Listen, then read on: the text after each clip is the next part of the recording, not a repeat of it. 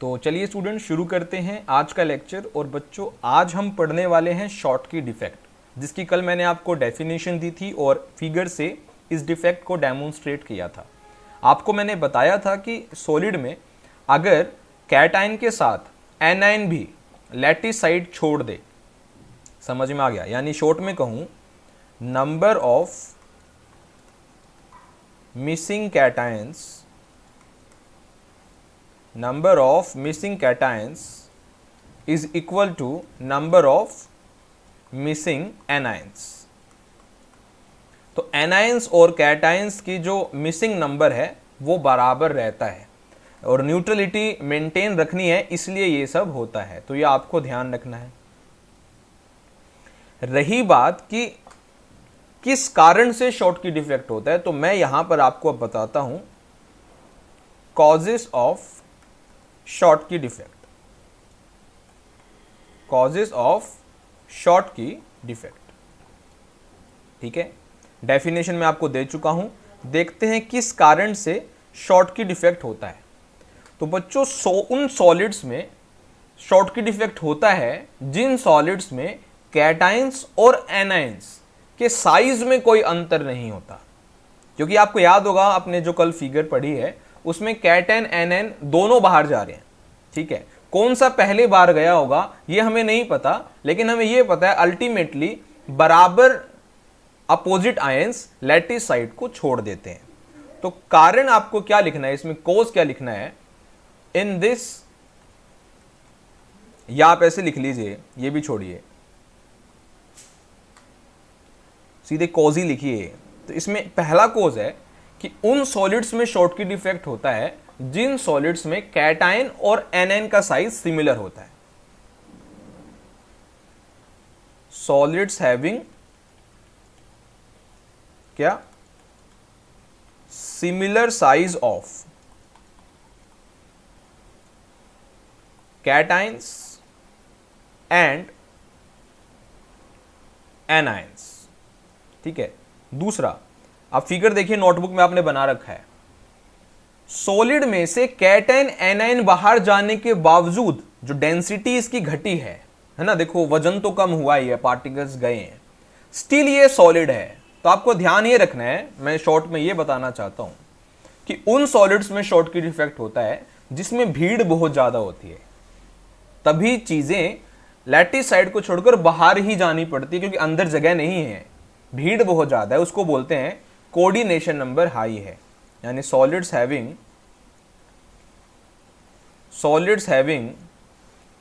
High coordination number, solids having high coordination number. समझ में आ गया। तो ये दो कोज होते हैं जो आपको ध्यान रखना है। कैटाइन और एनाइन का सिमिलर साइज होता है, ठीक है, उनमें कोई अंतर नहीं होता, और वहां पर उन सॉलिड्स में जिसमें शॉटकी डिफेक्ट होता है उसमें भीड़ ज्यादा होती है, यानी कोऑर्डिनेशन नंबर हाई होता है। तो ये कोज हो गया, ठीक है। अब कोज के साथ आपको पढ़ना है कि अगर शॉटकी डिफेक्ट आ गया, ठीक है, अगर शॉटकी डिफेक्ट आ गया तो सॉलिड पर प्रभाव क्या पड़ता है, ठीक है, वो आप सब नोट कर लेना पीछे बैक करके। ये देखो, अब हमें करना है कि सॉलिड पर प्रभाव क्या पड़ता है, कॉन्सिक्वेंसेस यानी इफेक्ट्स ऑफ शॉटकी डिफेक्ट,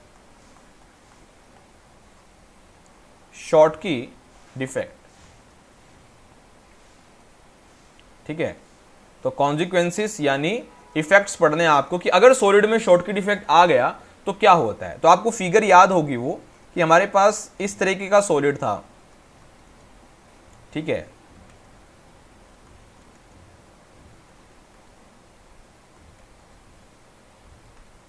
इस तरीके का सॉलिड था जैसा आप फिगर में देख पा रहे हैं, मैं बना रहा हूं, ठीक है। ये परफेक्ट सॉलिड था, ठीक है। अब इसमें क्या हुआ कि एनाइन मिस हो गया मान लीजिए, ठीक है, तो कैटाइन भी मिस हो गया, ये लो यहां से कैटाइन भी मिस हो गया, ठीक है।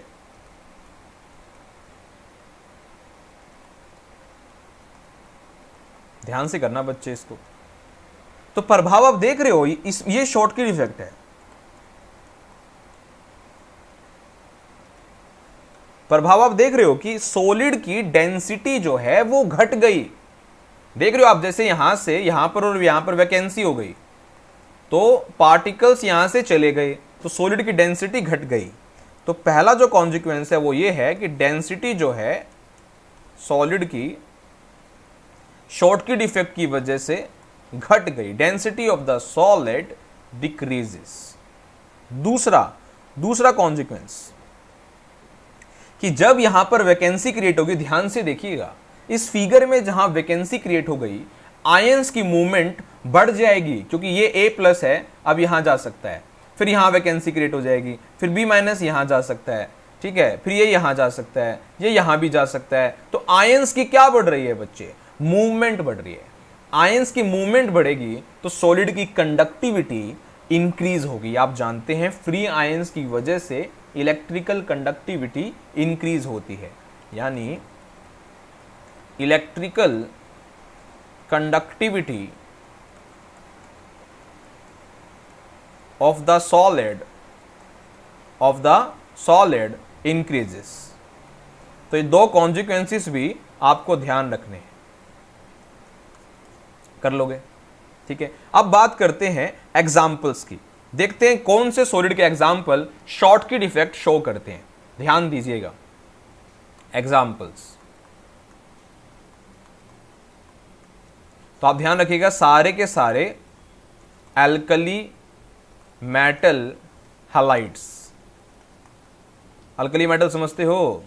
सोडियम हैलोजन के साथ, पोटेशियम हैलोजन के साथ, रुबिडियम हैलोजन के साथ, सीजियम हैलोजन के साथ। तो ये सारे एग्जाम्पल हैं। इससे क्वेश्चन घुमाकर आ सकता है, ध्यान से देखिएगा। मान लीजिए ऐसे कह दे YnACl शोज शॉर्टकी डिफेक्ट। बताइए NaCl में ऐसा क्या है जो शॉर्टकी डिफेक्ट शो करता है?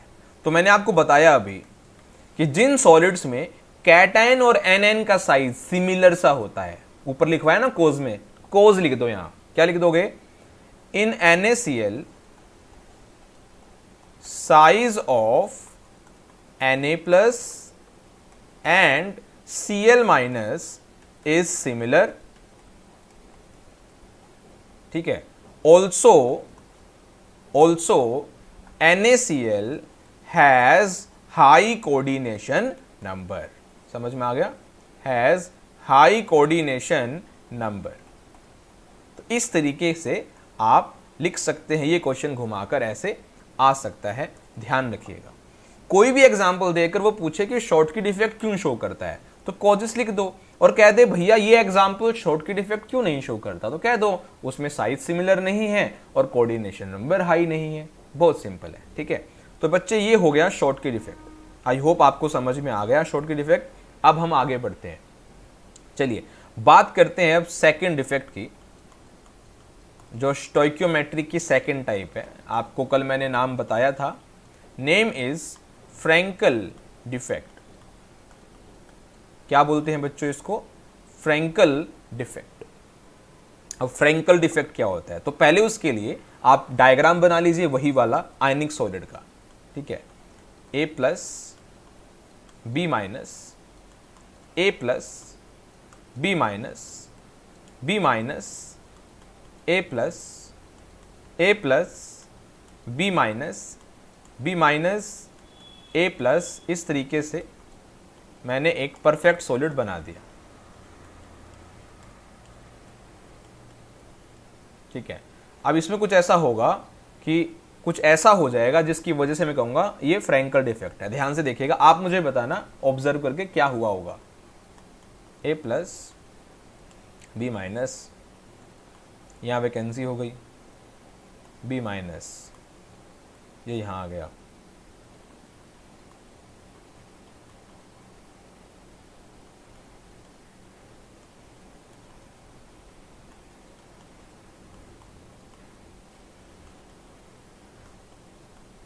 इस पोजीशन को आपको याद हो तो इस पोजीशन को बोलते हैं interstitial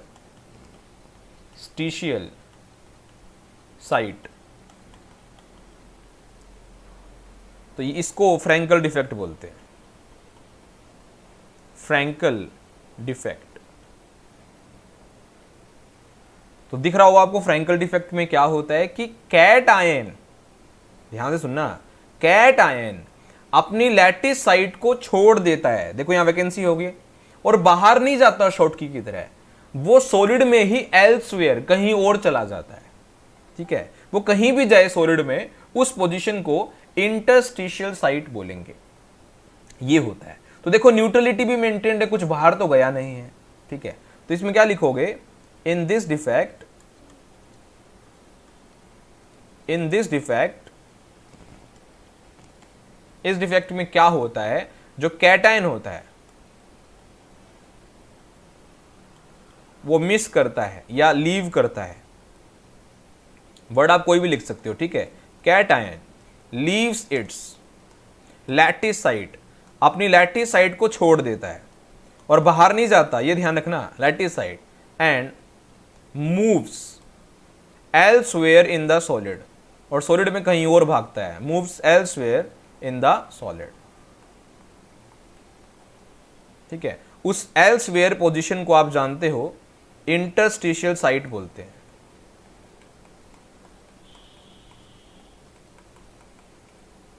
to maintain the neutrality.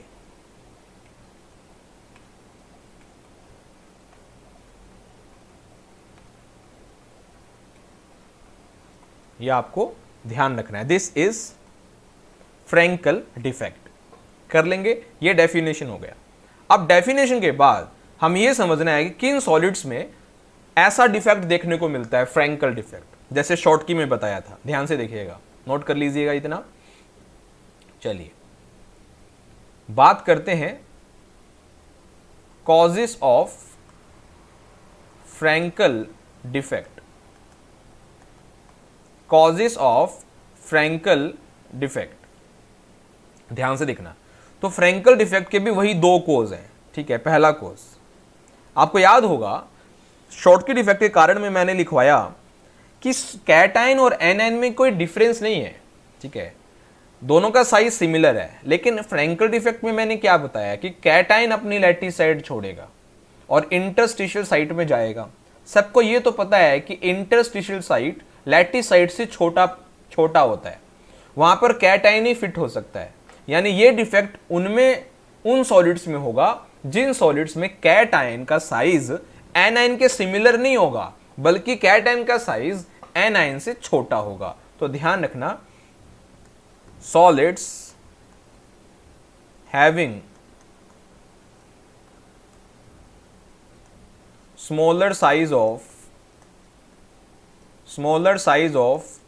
cation as compared to that of anion, ये ध्यान रखना, साइज सिमिलर नहीं है इसमें। दूसरा, शॉर्टकी डिफेक्ट अगर आपको याद हो तो वो उन सॉलिड्स में होता है जिसमें भीड़ ज्यादा है, तभी चीज बाहर जाती है। इसमें चीज बाहर नहीं जा रही है, इसमें अंदर ही घूम रही है, यानी भीड़ कम है अंदर। तो इन सॉलिड्स में कोऑर्डिनेशन नंबर लो होता है, जो फ्रैंकल डिफेक्ट शो करते हैं। Solids having low coordination number, जो भीड़ है वो कम है। हो गया कॉजेस, क्लियर हो जाएंगे। कॉजेस होते हैं दो जो आपको ध्यान रखने। अब इसका प्रभाव क्या होता है वो भी देख लीजिए। Consequences of Frenkel defect. जो बच्चे सीबीएसई बोर्ड में हैं उसके लिए ये टॉपिक 3 मार्क्स का हो सकता है, जैसे शॉर्टकी डिफेक्ट की definition with cause and consequence. ठीक है, और ऐसे फ्रैंकल डिफेक्ट से हरियाणा बोर्ड में अगर ये तीनों चीज पूछी तो ये 5 नंबर का क्वेश्चन बनता है। तो इस चीज का आपको ध्यान रखना है, बहुत ज्यादा इंपॉर्टेंट है शॉर्टकी और Frenkel. Consequences of Frenkel defect, तो प्रभाव देखते हैं। तो आपको याद होगा, अभी हमने फिगर बनाई है जो a plus B minus A plus B minus B minus A plus, इस तरीके से हमने फिगर बनाई थी, एक परफेक्ट सॉलिड बनाया था।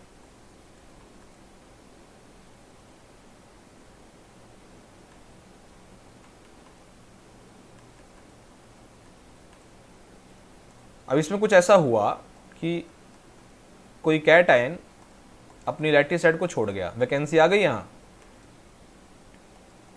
और एल्सवेयर कहीं भी चला गया, मान लीजिए यहाँ आ गया, ठीक है,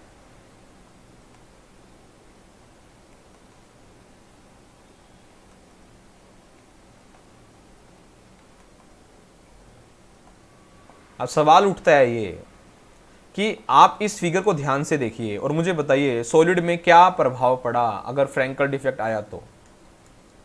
डेंसिटी पर क्या पड़ा वो बताइए। डेंसिटी पर कोई प्रभाव नहीं पड़ा। बच्चा बोलेगा सर जगह खाली तो ही है। अरे बच्चे, तो चीज बाहर तो नहीं गई ना, सॉलिड में ही है, मास भी वही है, ठीक है, वॉल्यूम ना के बराबर चेंज हुआ है, तो डेंसिटी पर कोई खास फर्क नहीं पड़ा है। तो यहां से लिख देंगे आप, density of the solid remains almost constant, almost constant, ठीक है, कोई अफेक्ट, कोई प्रभाव नहीं पड़ा। दूसरा, हाँ ये जरूर हुआ कि वैकेंसी क्रिएट होने से जो आयंस नहीं है लैटिसाइड्स में, इनकी मोबिलिटी बढ़ जाएगी, जैसे B- यहां आ जाएगा, ठीक है, ये A+ इसके इस तरफ भाग आएगा, तो इसमें हलचल बढ़ जाएगी ना। हलचल बढ़ने से क्या होगा, कंडक्टिविटी इंक्रीज हो जाएगी। तो ये पॉइंट दोनों में कॉमन है, शॉटकी में और फ्रैंकल में, कि electrical conductivity of the solid increases. तो कॉन्सिक्वेंस भी आप सब कर लेंगे, ये दो कॉन्सिक्वेंस हैं, ठीक है। अच्छा, अब बात करते हैं एग्जाम्पल की, तो शीट को एक बार, हाँ, तो अब बात करते हैं एग्जाम्पल की, एग्जाम्पल्स। तो इसके एग्जाम्पल होते हैं transition metal halides. Transition metal जानते हो, जो S ब्लॉक और P ब्लॉक के बीच में होते हैं, यानी D ब्लॉक वाले। अब एग्जाम्पल के लिए जैसे मैं बोलूं, अगर आप ध्यान से देखें तो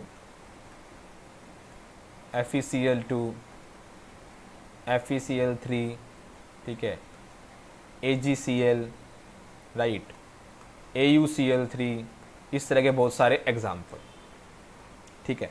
अब जैसे यहां पर एक क्वेश्चन आ जाए,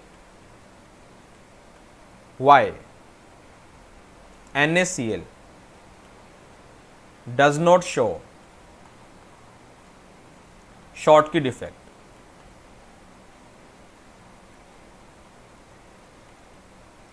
क्यों शो नहीं करता? आंसर क्या लिखोगे भैया? शॉटकी नहीं, शॉटकी वाला तो हमने कर लिया, does not show, does not बोल रहा है तो फ्रैंकल आएगा। ये क्वेश्चन है, why NaCl does not show Frenkel defect, तो इसका आंसर क्या लिखेंगे, बताएंगे मुझे? तो क्या NaCl में वो चीजें नहीं है जिसमें फ्रैंकल डिफेक्ट हो, यानी बिकॉज देखो फ्रैंकल डिफेक्ट शो करने के लिए कैटन और एनएन का साइज डिफरेंट होना चाहिए, कैटन छोटा होना चाहिए, लेकिन NaCl में साइज सिमिलर होता होगा। इन NaCl, समझ गए ना, size of Na+ and Cl- is similar. Also NaCl has high coordination number, और फ्रैंकल डिफेक्ट तो वो शो करते हैं जिनका कोऑर्डिनेशन नंबर लो होता है, इसलिए NaCl therefore coordination number, therefore NaCl does not show Frenkel defect, Frenkel defect. अब इस क्वेश्चन का आंसर आपको खुद करना है कि why AgCl shows Frenkel defect, AgCl Frenkel defect show क्यों करता है, इसका जवाब आपको खुद देना है, ठीक है। कर लेंगे, कर लिया नोट, चलिए फिर। अच्छा, अब ये वाली चीज आप खुद करेंगे, differences between Schottky and Frenkel defect, 3 points का डिफरेंस बनाना है और एग्जाम्पल भी देना है, ठीक है। अच्छा, एक क्वेश्चन मैं आपसे पूछूं, यहां ध्यान सुनना, which defect increases density of solid.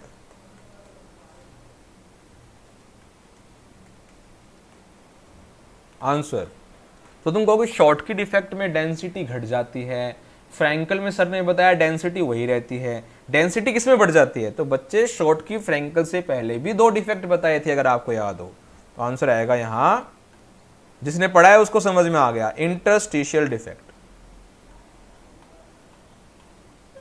समझ में आ गया। अब मान लीजिए क्वेश्चन आ जाए, which defect generally occurs when solid is heated।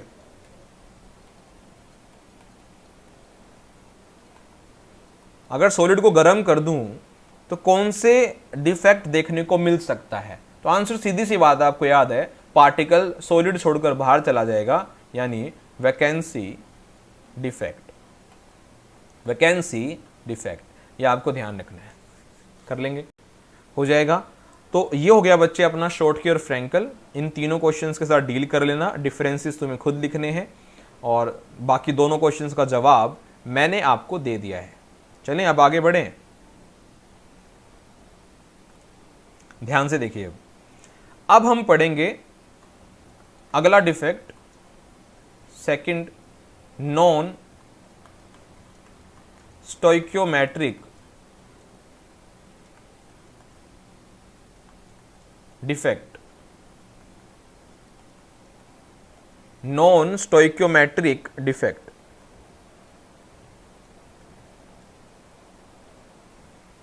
तो ऐसा डिफेक्ट जो सॉलिड की स्टोइकियोमेट्री डिस्टर्ब कर दे।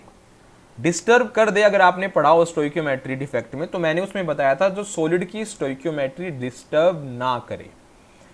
उसका मतलब यह हुआ करता कि कैटायन और एनायन का जो रेशो था वो डिफेक्ट से पहले और डिफेक्ट के बाद मेंटेन्ड रहता था। चाहे आप शॉर्ट की देख लो, चाहे आप फ्रैंकल देख लो, ठीक है।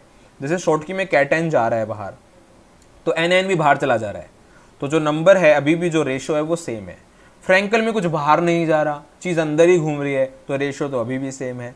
लेकिन इन सॉलिड्स में जो है वो स्टोइकियोमेट्री डिस्टर्ब होगी, यानी कैटायन या एनायन में से कोई चीज कम पड़ जाएगी या कोई चीज ज्यादा हो जाएगी, एक ही बात है, ठीक है। तो रेशो जो है वो वाला नहीं रहेगा जो पहले था। सपोज करो कि पहले 100 Na+ थे और 100 Cl- थे, और डिफेक्ट आने के बाद 50 Na+ हो गए, 50 Cl- हो गए, तो रेशो तो सेम है, तो स्टोइकियोमेट्री डिस्टर्ब नहीं हुई। हाँ, लेकिन अगर ऐसे हो कि मेरे पास 100 Na+ हो और 100 Cl- हो, ठीक है, और डिफेक्ट आ जाए, अब Na+ हो जाए 90 और Cl- हो जाए 50, तो रेशो अब वो नहीं है जो पहले 1:1 का हुआ करता। आई होप सबको क्लियर हो गया। इसको कहते हैं स्टोइकियोमेट्री डिस्टर्ब होना। इस केस में क्या होता है, या तो कैटायन का नंबर एनायन से ज्यादा दिखता है, या एनायन का नंबर कैटायन से ज्यादा दिखता है डिफेक्ट आने के बाद, और रेशो फिर मेंटेन्ड नहीं होता। तो ये आप ध्यान रखना, इन this defect stoichiometry of a solid, stoichiometry of a solid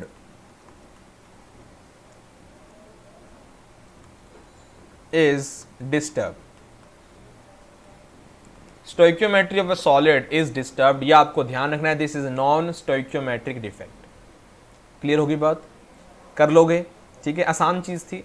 इसकी भी टाइप होती है, यानी आप समझ गए, इधर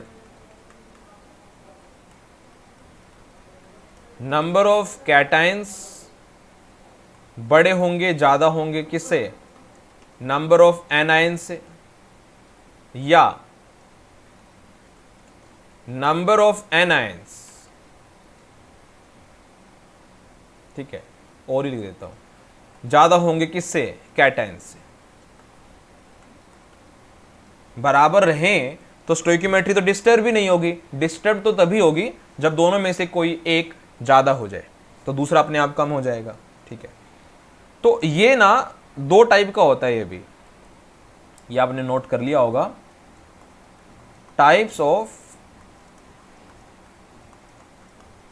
नॉन स्टोइकियोमेट्रिक डिफेक्ट।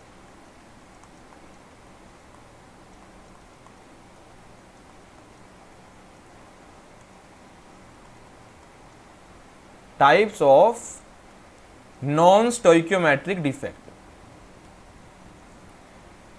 ठीक है, तो ये दो तरह का होता है। एक, जब कैटायन आपको फालतू लगे उसको बोलते हैं मेटल एक्सेस डिफेक्ट। तुम्हें पता है कैटायन मेटल को ही रिप्रेजेंट करता है, क्योंकि मेटल ही होता है जो इलेक्ट्रॉन लूज करना चाहता है। या आपका एनायन ज्यादा होगा, तो उसको ऐसे भी बोल सकता हूं, या तो कैटायन ज्यादा होगा या कैटायन कम होगा, एक ही बात है। तो ये हो जाएगा मेटल डेफिशिएंसी डिफेक्ट। सर यही नाम क्यों है भैया? इसका कोई मतलब नहीं है इस क्वेश्चन का, बस ध्यान रखना जो चीज ऊपर बताइए वो यहाँ है, या तो कैटायन ज्यादा होंगे या कैटायन कम होंगे, एक ही बात है। कैटायन कम होना मतलब एनायन ज्यादा ही होना होता है। अब ये भी नहीं पता है तो फिर कुछ कमी है आप में। ठीक है, तो ठीक है, ये चीजें ये दोनों टाइप आपने देख ली। चलिए बारी बारी अब पढ़ते हैं, इसको नोट कर लीजिए, फ्रेश शीट लेते हैं। ठीक है, चलिए पहले बात करते हैं मेटल एक्सेस डिफेक्ट की।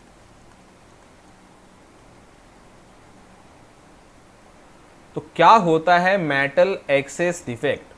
तो मेटल एक्सेस डिफेक्ट में, इन दिस डिफेक्ट कैटायंस की संख्या ज्यादा हो जाती है। नंबर ऑफ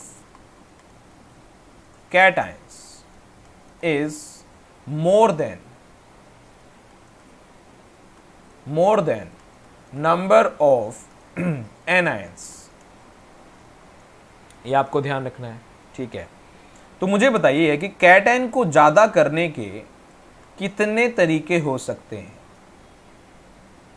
या तो सर कैटआयन को अगर आपको ज्यादा करना है ना, तो या तो सॉलिड में से एनायन को बाहर निकाल दो, एक एनायन को या दो एनायन को बाहर निकाल दो, तो आपके अल्टीमेटली कैटायन ज्यादा हो जाएंगे। सही, यही मानते हो आप? और दूसरा तरीका ये है सर, अगर आपको सॉलिड में कैटायन बढ़ाने हैं तो आप बाहर से कैटायन डाल दो। कहां से डाल दो बच्चे? बाहर से डाल दो। तो यहां पर मैं लिखता हूं, ध्यान से देखिएगा, there are two ways of increasing number of cations.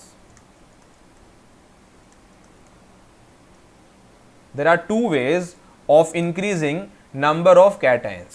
पहला तरीका,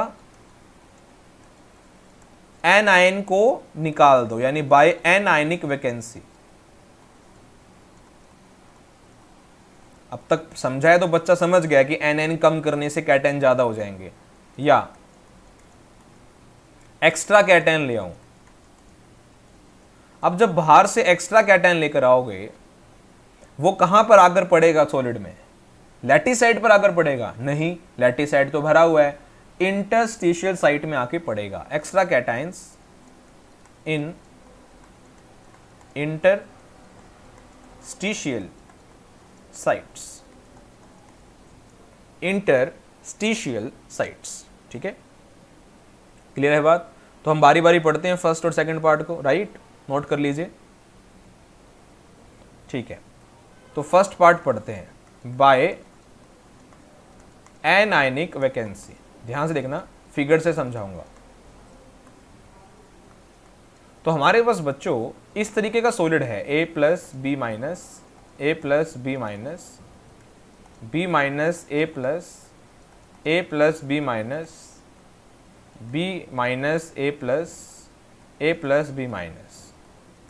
ठीक है, इस तरीके का सॉलिड मेरे पास पड़ा है, परफेक्ट सॉलिड। ठीक है, परफेक्ट सॉलिड। और परफेक्ट सॉलिड न्यूट्रल है। ठीक है, डिफेक्ट आने के बाद भी चीज न्यूट्रल ही रहेगी, सॉलिड है ना। बस इस तरीके से आपको दिखाना है कि कैटायन आपको ज्यादा लगे, एनायनिक वैकेंसी करनी है। तो मैं क्या करता हूं, यहां वैकेंसी कर देता हूं।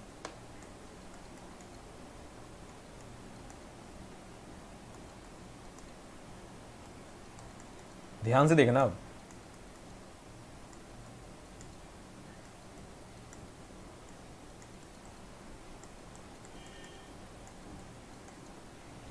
ये कौन सी वैकेंसी है? ये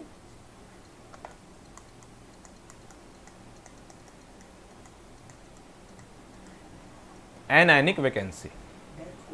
ठीक है। तो एनायनिक वैकेंसी जो है, एक मिनट बेटा,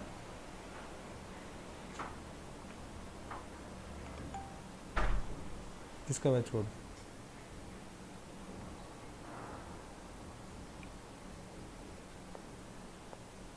डाउनलोड कर लिया। एडिट से करना है।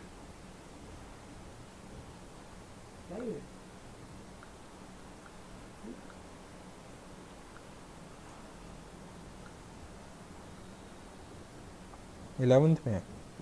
ट्वेल्थ में और उसमें 9th 10th में 12th मैथ शुरू नहीं किया सारे फिजिक्स केमिस्ट्री मैथ और 9th। 9th 10th।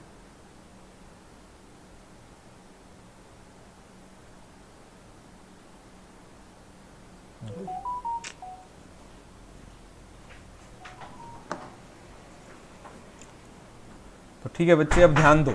ठीक है, तो यहाँ पर ये एनायनिक वैकेंसी हो गई। तो मुझे बताओ क्या सॉलिड अभी न्यूट्रल है? बनाना मत अभी, ठीक है, बना लिया तो कोई बात नहीं।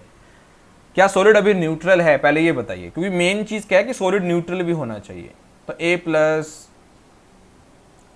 B माइनस या नहीं रहा तो प्लस की संख्या मुझे ज्यादा लग रही है, ठीक है, माइनस की कम लग रही है, तो चीज न्यूट्रल कहाँ रही? अब बच्चा बोलेगा सर अब अगर आप न्यूट्रल भी बनाओगे और आप चाहते हो कि कैटायन भी ज्यादा हो जाए तो वो पॉसिबल नहीं है सर। बच्चे बिल्कुल पॉसिबल है, ध्यान से देखो। एक चीज मैं आपको समझाना चाहता हूं, एक बार इधर आओ। मान लो ये क्रिस्टल है, ठीक है, इसमें Na प्लस है बहुत सारे, वो बाहर चला गया। तो आपको ये ध्यान रखना, नेचर में Na है और लैटिस में Na प्लस है। तो मुझे बताइए Na प्लस से Na बनने के लिए क्या करना होगा? इलेक्ट्रॉन गेन करना होगा, ठीक है। अब इसी सिचुएशन को ध्यान से देखो। ये मान लीजिए क्रिस्टल है, ठीक है, और इसमें Cl माइनस है, उसको बाहर निकालना है आपको। तो बाहर वो Cl होगा, क्या होगा बच्चे? बाहर Cl। तो Cl माइनस से Cl बनने के लिए क्या करना होगा? इलेक्ट्रॉन निकालना होगा, इलेक्ट्रॉन निकालना होगा। तो Cl माइनस बाहर तभी जाएगा जब वो इलेक्ट्रॉन छोड़कर जाए। क्लियर होगी बात? क्योंकि Cl माइनस से Cl बनने के लिए इलेक्ट्रॉन छोड़कर जाना पड़ेगा। इसी तरीके से जब B माइनस लैटिस से बाहर जाएगा तो बाहर वो B हो जाएगा, और बाहर B बनने के लिए उसे इलेक्ट्रॉन छोड़कर जाना पड़ेगा, तो यहां इलेक्ट्रॉन आएगा। तो ये मैं चीज अब मिटा देता हूं। अब B माइनस तो चला गया, लेकिन यहां कौन आ गया बच्चों? इलेक्ट्रॉन। मैं फिर से बना देता हूं, यहां कौन आ गया? इस वैकेंसी में कौन आ गया? इलेक्ट्रॉन। और फिर इस पोजीशन को बोलते हैं F सेंटर। क्या बोलते हैं? F centre. इसको F सेंटर बोला जाता है, ठीक है। तो ये ध्यान रखना है आपको, एक बार इसको नोट कर लो।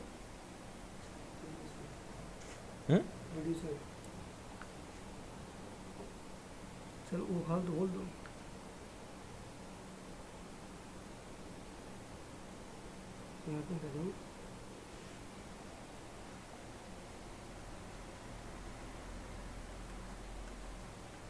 ठीक है बेटा, तो ये आपने नोट कर लिया होगा। तो ये अभी भी सॉलिड न्यूट्रल ही है, लेकिन आप देखो इसमें कैटाइन की संख्या ज्यादा है, A की संख्या B से ज्यादा है। ध्यान से देखो, क्लियर हुआ? देखो, एक तो बच्चा रट सकता है इसको कि हाँ इलेक्ट्रॉन डालने से चीज न्यूट्रल हो जाती है, और एक बच्चा यूं याद कर ले मेरे को यह भी पता है कि इलेक्ट्रॉन आया क्यों है, ठीक है, आया कैसे है ये भी पता है।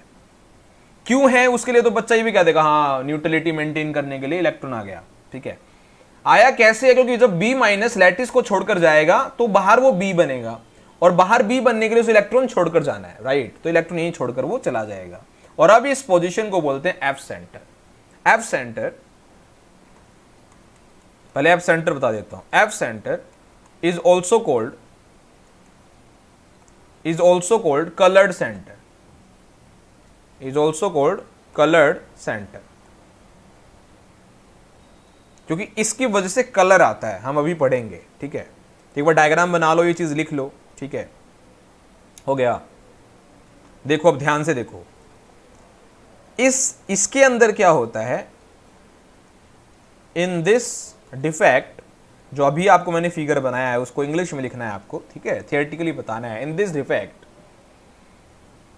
N anion leave their lattice sites अब एनायन अपनी लैटिस साइड छोड़ रहे हैं, है ना,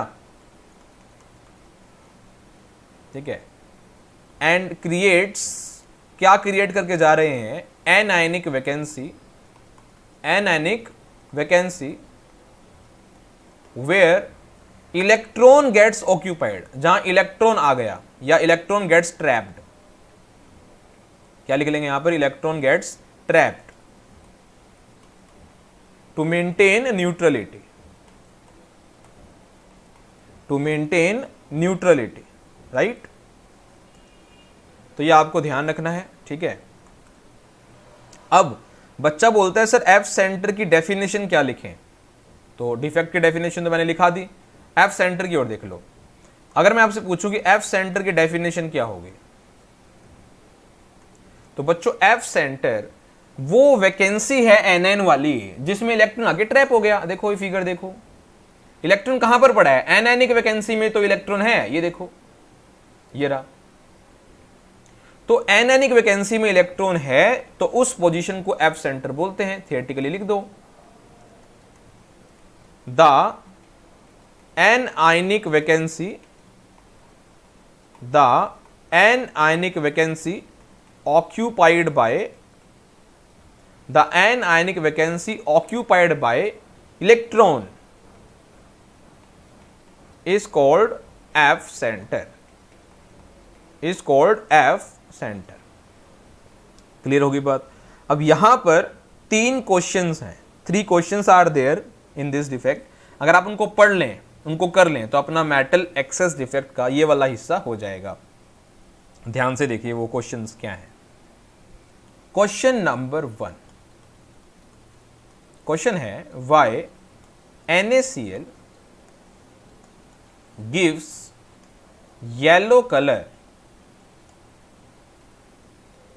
upon heating in the presence of sodium vapors, in the presence of sodium vapors। यानी मेरे पास NaCl है इस तरीके का, Na प्लस Cl माइनस से Na plus Cl minus Cl minus Na plus Na plus Cl minus Cl minus Na plus Na plus Cl minus, ठीक है। और ये एक सॉलिड है, इसकी बाउंड्री बना देता हूं।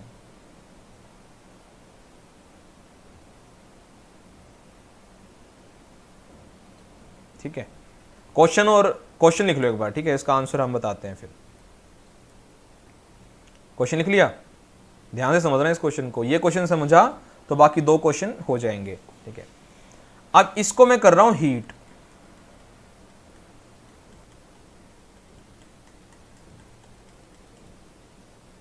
इसको कर रहा हूं मैं हीट, और बाहर है ये सोडियम के वेपर्स, Na वेपर्स, यहां भी Na वेपर्स, यही क्वेश्चन है ना। अब होगा क्या, ध्यान से देखिएगा, ये जो बाहर Na प्लस है ना, ये बाहर जो Na प्लस है मतलब Na के वेपर्स हैं, ये Cl माइनस को अपनी तरफ अट्रैक्ट करेंगे, Cl माइनस को अपनी तरफ अट्रैक्ट करेंगे। अब Cl माइनस, मान लीजिए ये Cl माइनस है, ये वाला Cl माइनस है, ये Na की तरफ जाना चाहता है मान लीजिए, ठीक है, तो इसको यहां इलेक्ट्रॉन छोड़कर जाना पड़ेगा क्योंकि बाहर वो Cl बनेगा। जब इलेक्ट्रॉन छोड़कर यहां चला जाएगा, ध्यान से सुनना, तो यहां इलेक्ट्रॉन आ जाएगा Cl माइनस की जगह और Cl बाहर चला जाएगा, ठीक है। हीट आप कर ही रहे हो तो इलेक्ट्रॉन को हीट मिलेगी और इलेक्ट्रॉन वाइब्रेट होना शुरू करेगा, उसमें मोशन आना शुरू हो जाएगा। और जब भी इलेक्ट्रॉन वाइब्रेट करता है, यानी हम उसको इस लैंग्वेज में भी बोलते हैं कि इलेक्ट्रॉन ग्राउंड स्टेट छोड़कर जब एक्साइटेड स्टेट में जाता है, ठीक है, एनर्जी एब्जॉर्ब करके, तो वहां से जब वो ट्रांजिशन करता है यानी वापस लौटता है जब एक्साइटेड स्टेट से ग्राउंड स्टेट, तो उसी एब्जॉर्ब्ड एनर्जी को रिलीज करता है। वो एनर्जी जो रिलीज होती है वो रेडिएशंस की फॉर्म में ट्रैवल करती है और उसका एक अपना वेवलेंथ और फ्रीक्वेंसी होता है और उससे हमें कलर दिखाई देता है, ठीक है। क्योंकि वो जो वेवलेंथ और फ्रीक्वेंसी होती है वो येलो रेडिएशन से मैच करती है, इसलिए हमें येलो कलर दिखाई देता है। इतना कुछ लिखने की जरूरत नहीं है, आप इसमें लिखेंगे when NaCl is heated, when NaCl is heated in sodium vapors,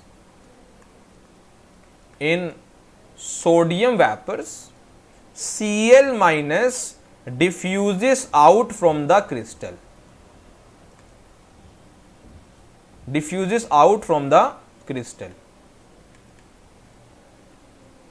and creates anionic vacancy, और क्या क्रिएट कर देता है? anionic vacancy, where electron gets trapped। समझ रहे हैं? यही लैंग्वेज ऊपर लिखवाई है, where electron gets trapped, बस ऊपर AB लिखा हुआ है या NaCl लिखा हुआ है, ठीक है। when लिख दिया मैंने, यहाँ where आएगा, where